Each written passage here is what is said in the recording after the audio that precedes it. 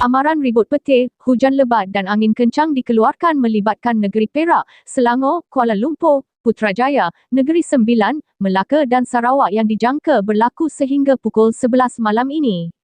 Jabatan Meteorologi, Met Malaysia, menerusi satu kenyataan di laman Facebooknya berkata, cuaca buruk itu melibatkan beberapa kawasan di Perak, antaranya adalah Manjung, Perak Tengah, Bagan Datuk, Hilir Perak dan Mualim. Di Selangor, melibatkan kawasan Kuala Langat, Hulu Langat dan Sepang manakala keseluruhan kawasan wilayah Persekutuan Kuala Lumpur dan Putrajaya. Di Negeri Sembilan, kawasan yang terlibat adalah Seremban, Port Dickson, Kuala Pilar, Rembau, Jempol dan Tampin, katanya di sini hari ini. Tambah Met Malaysia, keadaan yang sama turut melanda keseluruhan negeri Melaka serta beberapa kawasan di Sarawak seperti Sri Aman, Miri dan Limbang.